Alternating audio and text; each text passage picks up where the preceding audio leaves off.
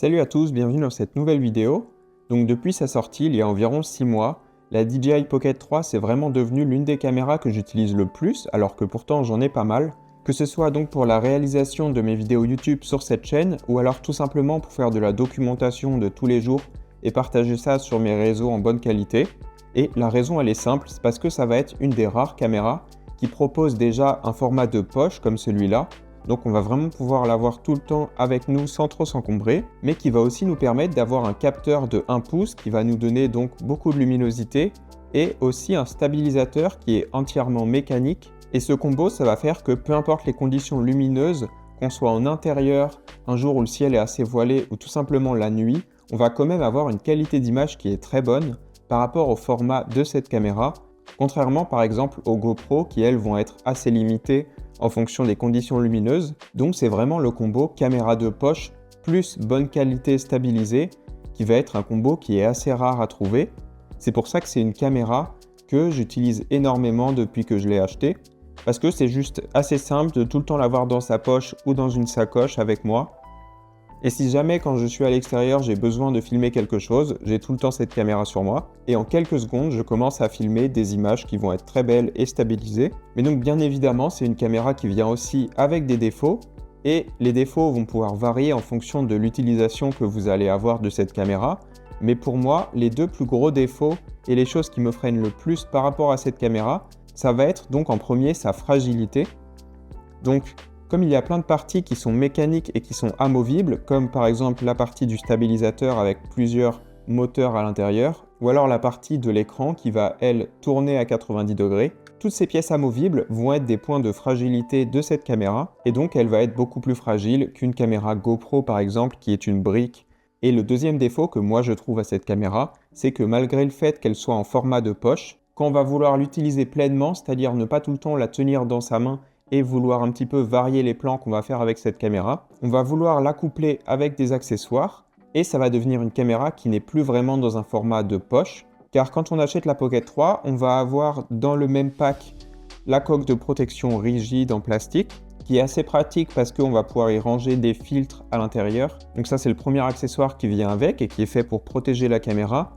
Et en deuxième, on va avoir un petit module qui est celui-là qu'on va pouvoir fixer en dessous de la Pocket, ce qui va nous permettre d'avoir une poignée un petit peu plus grande pour une meilleure prise en main et aussi d'avoir un pas de vis pour les trépieds, ce qui peut être très pratique.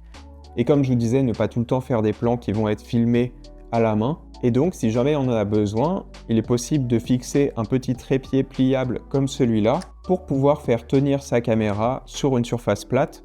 Et ça va nous permettre par exemple de profiter du mode de tracking qui s'appelle Active Track. Si jamais on veut se filmer soi-même, on va pouvoir poser la caméra, se sélectionner sur l'écran et tout simplement se balader dans l'espace avec la caméra qui va nous filmer comme si on avait quelqu'un qui nous cadrait. Donc pour moi, pouvoir poser ma caméra pour me filmer, c'est quelque chose de très important.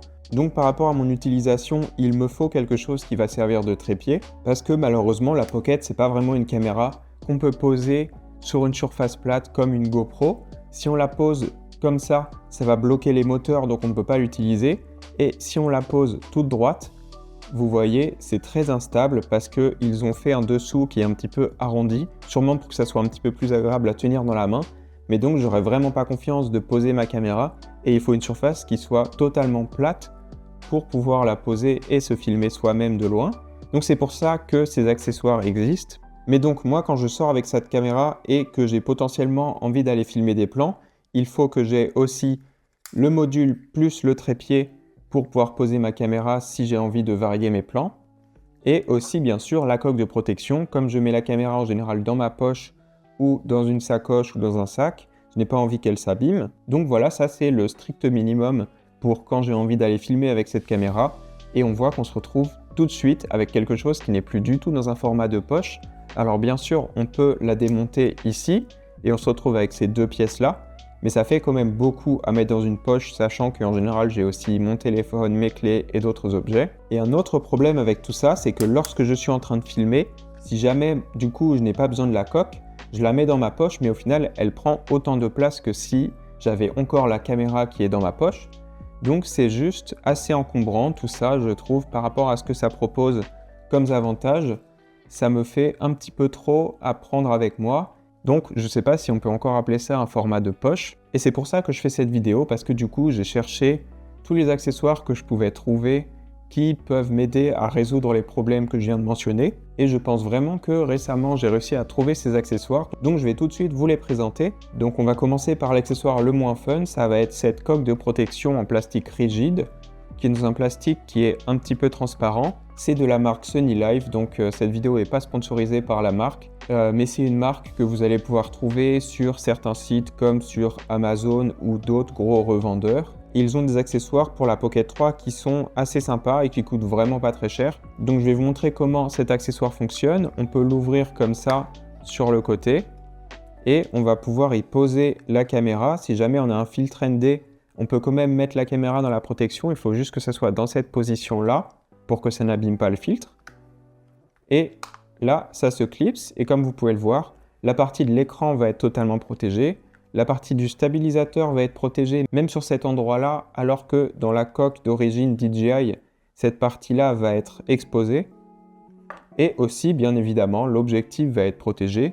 Donc c'est un accessoire, depuis que je l'ai, il est tout le temps sur ma caméra. Quand je ne l'utilise pas, je mets ça dans ma poche et je sais au moins que je ne vais pas, par exemple, rayer l'écran si jamais j'ai mes clés aussi qui sont dans ma poche. Et quand j'ai envie de filmer, tout simplement, je déclipe l'accessoire. Et ça, c'est très léger, ça prend presque pas de place. Et du coup, je le mets dans ma poche pendant ce temps-là. Donc voilà, par rapport à la coque DJI, qui est vraiment bien faite, elle a des bonnes finitions, elle est de bonne qualité, mais pour moi, elle est quand même un petit peu trop grosse par rapport à ce qu'elle propose. Ça va faire un accessoire qui est bien plus léger, qui est bien plus facile à avoir avec soi. Et aussi, je trouve que niveau protection, qui va sûrement permettre de protéger des parties de la caméra qui ne sont pas forcément protégées quand on la met dans la coque DJI. Là, vous pouvez voir, si jamais je fais tomber ma caméra quand elle est dans la coque DJI, il y a quand même cette partie-là de l'objectif qui va dépasser. C'est à l'intérieur qu'il y a le capteur et des pièces qui peuvent être fragiles. Et il y a cette partie aussi du stabilisateur mécanique qui va dépasser. Donc si jamais ça tombe ici ou ici, je pense que quand même il pourrait y avoir des dommages à la caméra. Donc pour un accessoire qui prend autant de place, je trouve quand même qu'il a des failles. C'est pour ça que je préfère du coup maintenant utiliser l'accessoire de Sunny Life pour la protection. Du coup ça résout le premier problème que j'avais mentionné, qui est de la fragilité.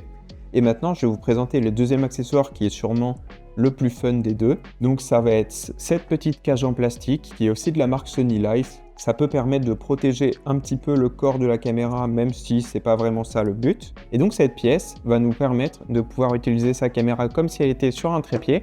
Donc on va pouvoir poser sa caméra de manière stable, que ce soit sur une surface qui est complètement lisse ou pas. Et on va même pouvoir régler un petit peu l'inclinaison. Donc pour moi qui aime bien utiliser le mode Active Track, comme je le disais tout à l'heure, ça va être très pratique. Dès qu'il y a une surface qui est plus ou moins plate, je peux poser la caméra, me traquer. Du coup, voilà, la caméra va être posée à un endroit et elle va me suivre, ce qui peut être pratique quand on est tout seul à devoir se filmer. Donc voilà, c'est une des manières dont j'utilise cet accessoire. Mais vous allez voir, il a aussi une autre fonction qui est aussi très intéressante. Ça va être que cette partie-là est aussi aimantée et l'aimant à l'intérieur est très puissant. Et du coup, pour moi qui aime bien filmer en ville, je vais pouvoir accrocher ma caméra sur n'importe quelle surface métallique, donc que ce soit des grillages, des panneaux, des poteaux, tout ce que je vais trouver qui est métallique en ville, je peux le transformer en trépied, ce qui peut me permettre d'avoir des angles de vue des fois qui sont assez hauts, ce qui va un petit peu, encore une fois, varier les angles qu'on va pouvoir avoir avec cette caméra pour faire des vidéos qui sont un petit peu plus intéressantes. Donc si jamais vous filmez beaucoup dans la nature, peut-être que ça vous sera moins utile que moi, mais en tout cas, moi ça m'arrive souvent de trouver des endroits où y accrocher cette caméra grâce à l'aimant et pour pouvoir commencer à me filmer de loin. Donc voilà, un très bon accessoire multifonction. Et après cette partie-là, on peut aussi s'en servir comme si c'était une petite pince. Donc ça m'arrive des fois de bloquer cette partie dans la boucle de ceinture de mon pantalon ou sinon sur ma sacoche que j'ai souvent avec moi. Je peux bloquer la sangle de la sacoche, fermer le clip et je vais avoir la caméra du coup qui est accrochée sur moi. Comme ça, je n'ai même pas besoin de l'avoir dans ma poche. Donc voilà, ça c'est la sangle. Ça marchera pareil si vous avez souvent des sacs à dos. Juste moi, j'ai plus souvent une sacoche sur moi. Du coup, j'ouvre cette partie, je mets la caméra comme ça à l'intérieur, je ferme et du coup maintenant c'est sécurisé. Et quand j'ai la sacoche autour de moi, j'ai la caméra qui va être contre moi. Et bien sûr, pour éviter les chocs et les rayures, je vais la protéger en utilisant aussi cet accessoire qui est compatible avec l'autre. On peut avoir les deux en même temps, ça gêne pas du tout. Et donc voilà, c'est aussi comme ça que j'utilise souvent ces accessoires, avec la caméra qui est accrochée sur ma sacoche. Et comme vous pouvez le voir, là pour une caméra qui dispose d'un petit trépied et qui est protégée avec une coque solide, ça va quand même énormément réduire la taille de ce que vous avez à emporter avec vous. Je vais vous montrer la comparaison entre ce kit-là avec les accessoires de la marque Sunny Life et maintenant qu'est-ce que ça donne avec l'équivalent mais les accessoires de la marque DJI. Donc voilà la différence en termes de taille une fois qu'on a le trépied et la coque de protection. Et j'ai pris une balance ici pour vous montrer la différence de poids parce que c'est quelque chose aussi quand j'ai la caméra dans ma poche qui fait la différence. Donc avec les accessoires DJI, on va arriver à un setup complet qui fait 308 grammes, donc presque 310 grammes. Maintenant, on va voir avec les accessoires de la marque Sunny Life. Et là, on va arriver à 254 grammes, donc presque 60 grammes de différence entre les deux setups. 60 grammes, c'est le poids de la coque DJI. Donc c'est comme si on avait cet accessoire en plus dans la poche, en plus de la caméra. Peut-être que vous, ça ne vous changera pas grand-chose et que vous êtes habitué à porter du matériel, mais comme moi, j'aime bien avoir la caméra qui est dans ma poche et qui me gêne pas trop, juste que je sors de ma poche quand j'ai envie de filmer quelque chose. Ça me permet de l'avoir beaucoup plus souvent sur moi dès que je sors au cas où j'ai besoin de filmer quelque chose. Et en quelques secondes, je peux commencer à filmer avec ce setup. Donc voilà, c'est tout pour cette vidéo. Dites-moi en commentaire si c'est des accessoires qui peuvent être intéressants pour vous. J'essaierai de trouver les liens et de les mettre dans la description. Par contre, je ne peux pas vous donner les prix parce que j'ai vu que ça variait beaucoup, mais en général, c'est vraiment des accessoires qui ne sont pas très chers, qui sont, j'ai envie de dire, entre 5 et 15 € en fonction de sur quel site vous allez les acheter. Donc, je vous remercie d'avoir regardé cette vidéo entièrement. Et si vous êtes abonné à la chaîne, on se retrouve dans pas trop longtemps dans une prochaine vidéo et je vous dis ciao!